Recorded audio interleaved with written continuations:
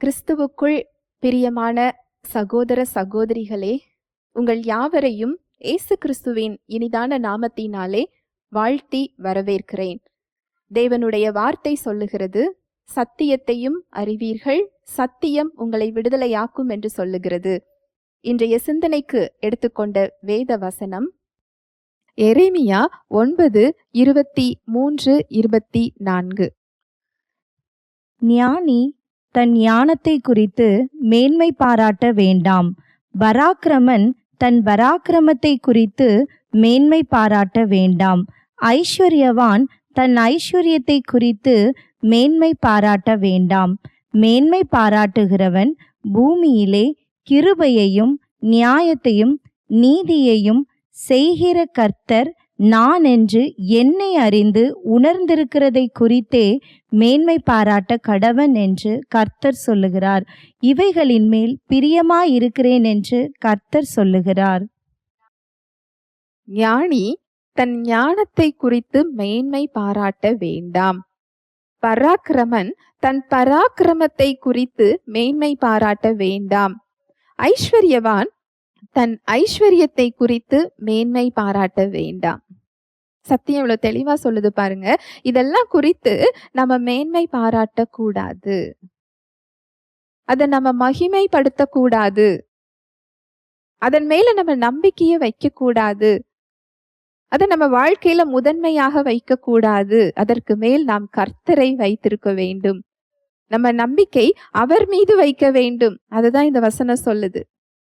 ஏன் ஞானி தன் ஞானத்தை குறிச்சு ஏன் மேன்மை பாராட்டக்கூடாதுன்னு சொல்றாரு? மனிதனுடைய ஞானம் தேவனுக்கு முன்பாக பைத்தியமாய் இருக்கிறது. தன்னோட ஞானத்தின் மேல் ஒருவர் மேன்மை பாராட்டினால் அவர் தேவனுடைய ஞானத்தை அவரால் சார்ந்திருக்க முடியாது. தேவனுடைய ஞானத்தை அவரால் பெற்றுக்கொள்ள முடியாது. அவருடைய நம்பிக்கை தன்னுடைய ஞானத்திலேயே இருக்கும். நம்ம வேதத்துல பல உதாரணங்களை பார்க்க முடியும். தேவனுடைய ஞானத்தை தள்ளிவிட்டு தன்னுடைய ஞானத்தை நம்பி இருக்கிற மனிதர்களுடைய முடிவு என்ன அப்படிங்கிறத நம்ம நிறைய சம்பவங்கள்ல நம்ம பார்க்கலாம். ஆபிரகாம் லோத்து விஷயத்துல லோத்து தன்னுடைய ஞானத்தை தேர்ந்தெடுத்தார். ஆபிரகாம் தேவனுடைய ஞானத்தை சார்ந்து கொண்டார். முடிவு என்ன அப்படிங்கிறது நமக்கு தெரியும்.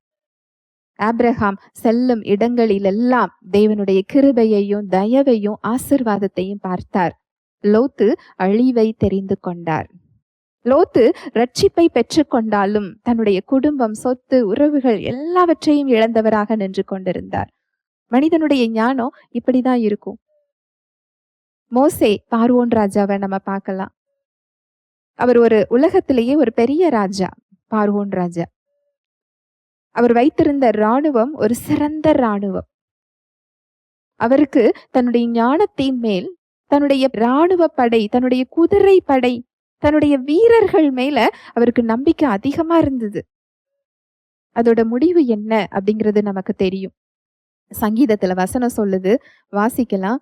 சங்கீதம் 147:10. அவர் குதிரையின் பலத்தில் விருப்பமாயிரார், வீரனுடைய கால்களில் பிரியப்படார், தமக்கு பயந்து தமது கிருபையை காத்திருக்கிறவர்கள் மேல் கர்த்தர் பிரியமாயிருக்கிறார். அவர் குதிரையின் பலத்தில் விருப்பமாய் இரார், வீரனுடைய கால்களில் பிரியப்படார். இதோட அர்த்தம் என்ன அப்படின்னா, முதல் பாயிண்ட் அதுல அவர் நம்முடைய பலனாக இருக்க விரும்புகிறார். நம் மூலமாக அவர் மகிமைப்பட விரும்புகிறார். நாம் அவரை சார்ந்து கொள்ள அவர் விரும்புகிறார். மனித ஞானத்தை விட, மனித பலத்தை விட தேவனுடைய பலம் உயர்ந்தது, ஒரு சிறந்தது அவர் நமக்கு கொடுக்க விரும்புகிறார். இரண்டாவது, நம்ம பெருமை கொள்ளாதபடிக்கு அவர் அதுல செயல்பட விரும்புகிறார். அவர் குதிரையின் பலத்தில் விருப்பமாயிரார், வீரனுடைய கால்களில் பிரியப்படார். அவருடைய கிருபைக்கு காத்திருக்கிறவர்கள் மேல அவர் பிரியமா இருக்கிறாராம். ஏன்னா அவருடைய கிருபைக்கு காத்திருக்கிறவர்களோட நம்பிக்கை அது தேவன் மேல இருக்கும், அவருடைய வல்லமையில, அவருடைய தயவுல இருக்கும். அவங்க வாழ்க்கையில தேவனால செயல்பட முடியும். அது தேவனுடைய பார்வையில பிரியமாய் இருக்கிறது. இந்த பார்வோன் ராஜா உலகத்திலேயே ஒரு சிறந்த இராணுவத்தை அவர் வைத்திருந்தார். ஒரு பெரிய இராணுவத்தை வைத்திருந்தார். படை வீரர்களை அவர் வைத்திருந்தார். தேவனுடைய பலத்திற்கு முன்னால் அந்த உலகத்திலேயே சிறந்த இராணுவம், சிறந்த படை, சிறந்த குதிரை படை, சிறந்த வீரர்கள். அவர்களுடைய நிலைமை என்னாச்சு? சமுத்திரத்தின் ஆழி, சமுத்திரத்தின் ஆழம் அவர்களை மூடி போட்டதுன்னு சொல்லி சத்தியம் சொல்லுகிறது. தேவனுடைய பலத்திற்கு முன்னால் மனிதனுடைய பலம் ஒன்றுமே இல்லை. இன்னொரு வசனம் சொல்லுது, சங்கீதம் 33, 16, 17, 18. எந்த ராஜாவும் தன் சேனையின் மிகுதியால் இரட்சிக்கப்படான், சௌரியவானும் தன் பலத்தின் மிகுதியால் தப்பான். இரட்சிக்கிறதற்கு குதிரை விருதா, அது தன் மிகுந்த வீரியத்தால் தப்புவியாது. தமக்கு பயந்து தமது கிருபைக்கு காத்திருக்கிறவர்களின் ஆத்துமாக்களை மரணத்திற்கு விலக்கி விடுவிக்கவும், பஞ்சத்தில் அவர்களை உயிரோடே காக்கவும் கர்த்தருடைய கண் அவர்கள் மேல் நோக்கமாயிருக்கிறது. எந்த ராஜாவும் தன் சேனையின் மிகுதியால் இரட்சிக்கப்படான், சௌரியவானும் தன் பலத்தின் மிகுதியால் தப்பான். இரட்சிக்கிறதற்கு குதிரை விருதா, அது தன் மிகுந்த வீரியத்தால் தப்புவியாது. எவ்வளவு தெளிவா மனிதனுடைய நிலைமையையும் உலகத்தில் உள்ள உயிரினங்களோட பலத்தையும் இதுல சொல்லப்பட்டிருக்கு. அங்கு பார்வோன் ராஜா உலகத்திலேயே ஒரு சிறந்த ஒரு ராஜா, ஒரு பெரிய ஒரு ராஜா. எகிப்து அந்த காலத்துல உலகத்திலேயே சர்வ அதிகாரத்தையும் பெற்றிருந்த ஒரு பெரிய நாடு. அந்த நாட்டு ராஜாவோட சேனை அவரை தப்புவிக்கவில்லை, அவரை அங்கு காப்பாற்றவில்லை. அவருடைய குதிரை படை, அந்த சமுத்திரம் அவர்களை மூடி போடும்போது அவங்கள தப்புவிக்கல. தேவனுடைய கைக்கு அவர்களால் தப்ப முடியவில்லை. அந்த படையின் பலம், அந்த குதிரையின் பலம் அவர்களுக்கு விடுதலைய, அங்க பாதுகாப்ப கொடுக்க முடியல, ரட்சிப்ப கொடுக்க முடியல. அதுதான் அடுத்த வசனம் சொல்லுகிறது, ரட்சிக்கிறதற்கு குதிரை விருதா. அந்த சமுத்திரம் அவர்களை மூடி போடும் பொழுது அந்த குதிரையால் அவர்களை அதிலிருந்து ரட்சிக்க முடியவில்லை. அந்த சேனையால் அங்க ராஜாவையும் மற்ற காரியங்களையும் அங்க விடுதலை கொடுக்க முடியவில்லை, தப்புவிக்க முடியவில்லை. அது தன் மிகுந்த வீரியத்தால் தப்புவியாது.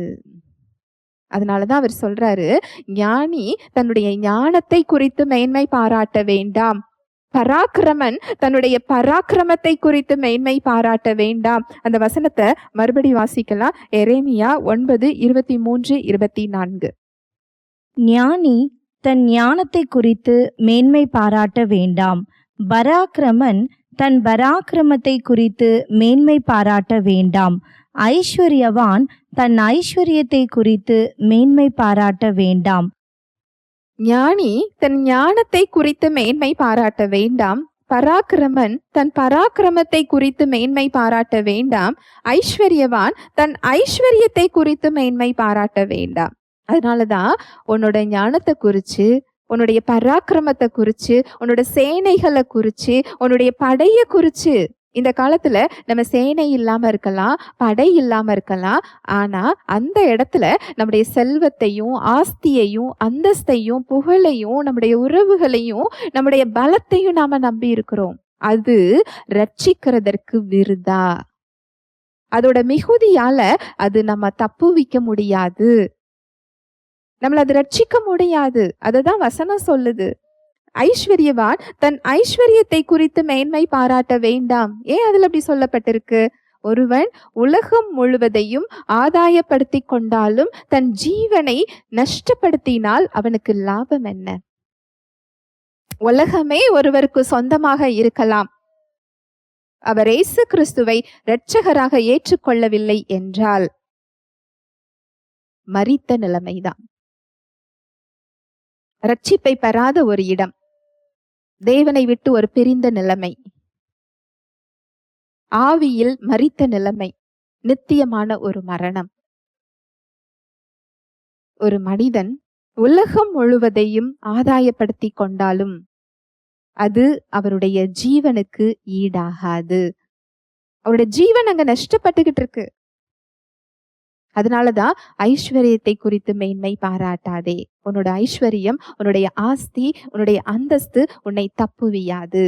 அது உன் ஜீவனுக்கு ஈடாகாதுன்னு சொல்லி தேவன் சொல்லுகிறார். அடுத்த வசனம் பாருங்க. மேன்மை பாராட்டுகிறவன் பூமியிலே கிருபையையும் நியாயத்தையும் நீதியையும் செய்கிற கர்த்தர் நான் என்று என்னை அறிந்து உணர்ந்திருக்கிறதை குறித்தே மேன்மை பாராட்ட கடவன். ஒரே ஒரு காரியத்தை தான் தேவன் நமக்கு கற்றுக் கொடுக்கிறார். அவரை அறிந்து கொள்ளுகிறது, அவரை அறிந்து அவரை விசுவாசிக்கிறது, அவரை புரிந்து கொள்றது.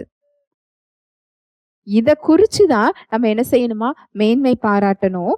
இவைகளின் மேல் அவர் பிரியமாயிருக்கிறார். ஏனென்றால் அவரை அறிந்து கொள்ளும் போது நம்மால் அவரை விசுவாசிக்க முடியும், அவருடைய உறவுக்குள் வர முடியும், அவரை சார்ந்து கொள்ள முடியும்.